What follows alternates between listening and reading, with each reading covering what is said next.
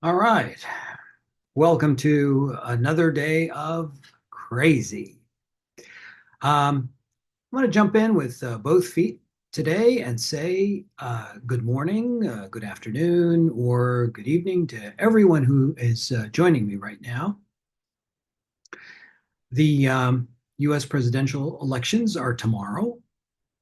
Early voting has been going on for some time now, but many will be going to the polls tomorrow. Tuesday, November 5th, 2024. And I guess first things first, um, does this election matter? I know it sounds crazy, but as I said, it's another day of crazy. Uh, my thoughts on the answer to this question begin with another question, and I'm not dodging or avoiding answering, but really it depends on who you ask. And for me, the reason this is an important kind of a first base for answering if this election matters is because we have to consider, I believe, the big picture. Many people don't trouble themselves with uh, this important part of the equation that makes up the answer. If you're only considering the election to be between Democrats or Republicans, or between a woman of color candidate and a rich white billionaire, or the election is the difference between this U.S. corporate media created celebrity, the Donald, unpolished and rude, spewing factless quips and remarks, and a between him and a two-dimensional, as far as I see it, power-seeking for the sake of power, opportunist, with kind of a dismal political history, especially towards people of color, immigrants, and the increasing percentages of the U.S. population that is anti-war. I believe the elections are representative of something much more than that. First, there's no difference between Trump and Harris. And why do I say that? Trump has a proven record of being anti-Arab and anti-Muslim. He's banned people from Iran, Iraq, Libya, Somalia, Sudan, Syria, Yemen. Trump moved the U.S. embassy from Tel Aviv to Jerusalem. He turned the dispossession of the Palestinian people into a business deal, benefiting Zionist settler colonialism and U.S. corporations. And he has this endless anti immigrant racism becoming more and more clear and focused every day in what he says. Harris, on her first trip to overseas after Genocide Joe's election to Guatemala, bluntly said in front of the Guatemalan president, I want to be clear to folks in this region who are thinking about making that dangerous trek to the United States Mexico border, do not come. Yeah, you can't be more blunt than that. This is a woman who is supposedly the child of immigrants at the Democratic Party convention in August. She declared, as commander in chief, I will ensure America always has the strongest, most lethal fighting force in the world.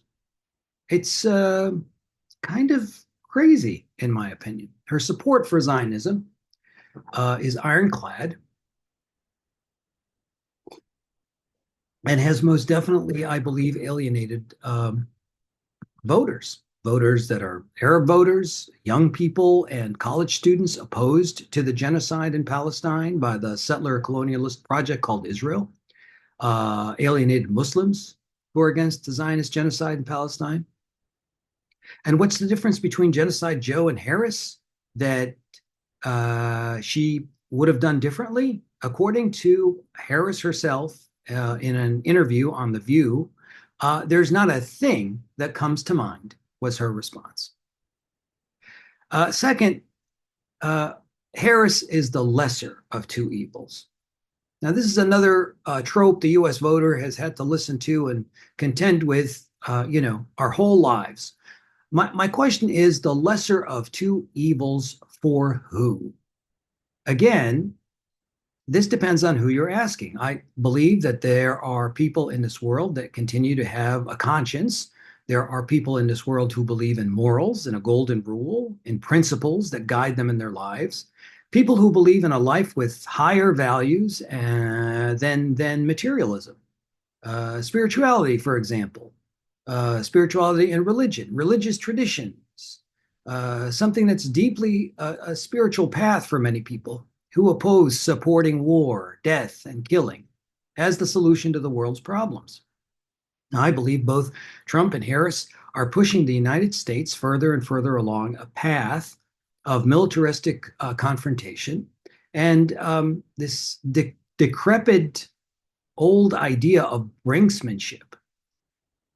I believe both Harris and Trump ignore the majority of the world's population's concern for food security, housing, healthcare, caring for aging people, the climate, extreme weather conditions, child mortality, education, a good college or skill and trade education, the ability to live a decent, dignified life where people can safely raise their families and live a decent, healthy, good, long life. This is for everyone in the U.S. and around the world. Instead, both Harris and Trump speak in a very confrontational manner, not with a voice of healthy power, which speaks of cooperation with other great powers. We don't speak about cooperating with China or cooperating with Russia or other nations. It's always as if we're confronting some enemy, and if there isn't one, we have to create the enemy. It's always the voice of bombing, violence, thuggery, destruction, and whose bomb is bigger and more destructive. That seems to be the one thing that we're always listening to and hearing from these politicians. Three, where does their money come from? Again, I'm just touching on a few big ticket items where I feel that they're both the same. Perhaps one important note about these two, a Democrat and a Republican, Harris and Trump. Who's funding their campaigns? Harris is getting the majority of her money from PACs and super PACs with very broad, general definition of who they are and who they represent. Vague money. Democratic Party, which I imagine is also funneling funds to the Harris campaign. The whole rotten business is multi-tentacled and almost indecipherable without hours of research and investigation. The Democrats receive significant funds from, no, can you guess who? No, if you guessed businesses that manufacture weapons, missiles, bombs, technology assisted bombs, basically anything that destroys and kills humanity, then you would be correct. Lockheed Martin, for example, gave to both the Democrats and the Republicans close to $2 million to each party, about 3.8 million total. Northrop Grumman, about $1.6 million to the Democrats and 1.3 million to the Republicans. This is 2023 numbers, 2023, 2024. 2.9 million total from Northrop Grumman to both parties. General Dynamics gave about 800,000 to the Democrats and about $1 million to the Republicans. And anyway, you can see that this is a business venture for everyone involved. Everyone except poor people who really need that money. And not for advertising for an election campaign, but to live, to get housing, to get food, healthcare, education. It never stops. It's a racket, and it's called capital and business. Um, it's not something for the average member of this society. I can't say the word citizen anymore. It doesn't exist in the lexicon of a corporation. And that's where we live. We live in a corporation called the USA. The Democrats, since Ronald Reagan in 1980 and 1984, have never stood apart from the Republicans. There's always been similarities, of course, because it's the elite. But instead, especially since 1980 and 84 with Reagan, they've tried to move further to the right to gain votes that they lost to Reagan and the ultra conservatives. And so now we have two main parties pretending to be different, when in fact they're both right wing nationalists. That's another way of saying we're moving towards fascism. And fascism is already here, as many have known for decades, I think. I would argue that your vote does count, but not for either of those two, Harris or Trump. And I do believe that organizing around the vote and what to do with the vote as a collective is a very powerful instrument of the people. I would also add that organizing around all other parties outside the mainstream, capitalist, elite, two parties of Democrat or Republican, is very powerful. I'd like to speak on both of these topics one day soon. But because time of the essence, I just wanted to get something out as a commentary on the elections tomorrow, November the 5th. There's just so much crazy going on right now. It's difficult to prioritize what's more important because everything seems so very important and it's all happening at the same time. Luckily, like I said, there's a deadline called November the 5th, pushing what I'm sharing today.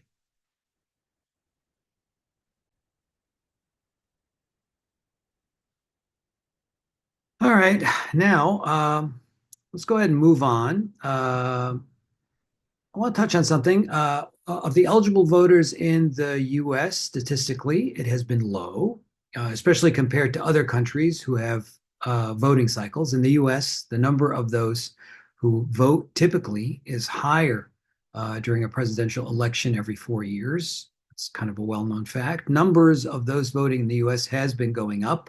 The highest in the 21st century was the last presidential election in 2020. About 67% of all eligible voters participated, which is actually quite significant. That's really something. Ordinarily, it's been hovering around, I'd say, 50%, if not lower, in presidential elections, and it's kind of like a TV show. The more extreme, the more controversy, the more insanity, the more interested people become. And the real presidential candidates, it's kind of like a TV show, like the Real Housewives, the real presidential candidates of Beverly Hills or something. Unlike other nations, though, governed by a popular vote, one citizen, one vote, and not an electoral college rigged into the U.S. Constitution. The U.S.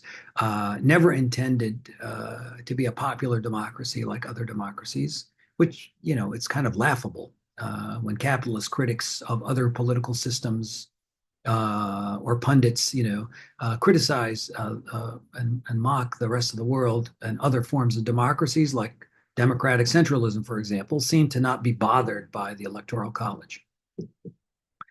Getting a popular mandate to get things done based on what these candidates promise in their campaigns, it kind of seems like a joke. There is no popular national mandate of the people when the popular vote doesn't truly reflect the overwhelming will of the people of the US. The last two presidents, one could say, had something close to a mandate from the people was Franklin Roosevelt in 1936, and he received over 60% of the vote, of the popular vote. And this was because of the massive catastrophe brought on by capitalism and stock market speculation, as is the gambling money people's want to play with money like gambling in the stock market, then rather than using it for the good of the people and the future of the country. And in their demented minds, they probably believe that their narcissistic behavior is what is good for everyone. And also because FDR lifted the entire Communist Party platform that year and used it for his campaign and got overwhelming support from workers and people desperate to survive and needing any kind of hope. And the other time there was something akin to a mandate was, believe it or not, Lyndon Johnson in 1964. He received over 61% of the vote.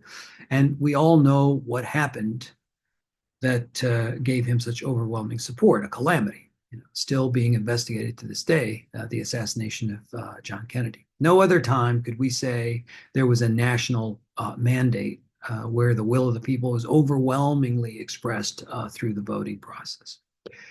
And there are many others running for president tomorrow and for that office. Many have experienced pseudo legal. I say this because I've only heard about the financial efforts by Democratic Party lawyers, for example, filing injunctions in states with millions of dollars being tossed around to keep third, fourth, fifth parties off the ballot. So I don't know the specifics, but there are uh, many good, caring, intelligent, vibrant people with voices from our society who need to be heard and aren't getting this opportunity because the mainstream corporate media has chosen to shut them out the way they do every election. People like Claudia de la Cruz running on the Party for Socialism and Liberation ticket. She's a write-in in the state of New York, for example, and other states. Cornel West, a brilliant and caring scholar, author who has so much to contribute to reform and heal this society and this corrupt, politically diseased system.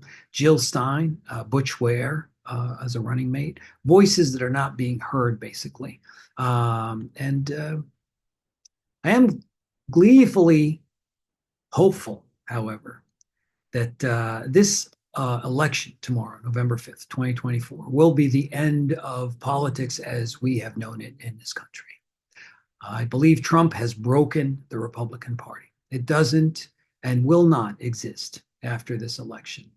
And Joe Biden, Zionist genocide, Joe Biden, whose legacy will go down in history as, I think, one of the most murderous, notorious, heartless, disgusting administrations in U.S. history, especially for supporting, arming, denying genocide for over an entire year now, which goes to the heart of these two candidates, Harris and Trump. There's no difference when it comes to supporting, aiding, and abetting European white settler colonialism in this Zionist project called Israel.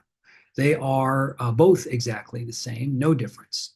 There's no change in supporting Zionism, no change in taking cues, policies, money from Zionist lobbies, no change declaring their racism, enmity, and hatred for people of color and the global South. I see no difference.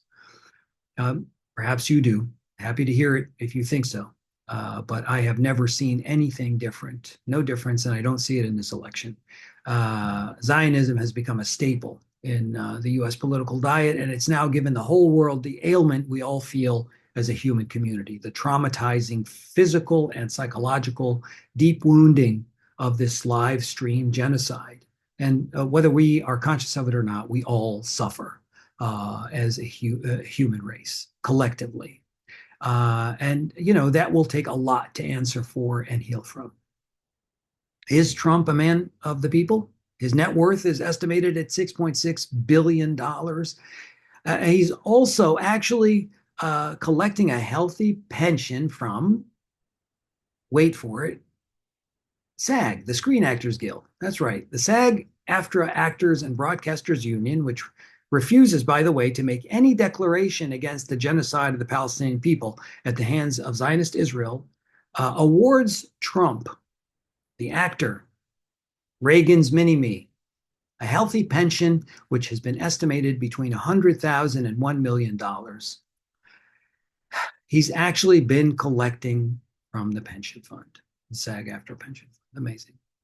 And on that lovely note, I'll now say thank you for joining me in this launching. I hope I'll see you all again with something more for us to discuss and explore.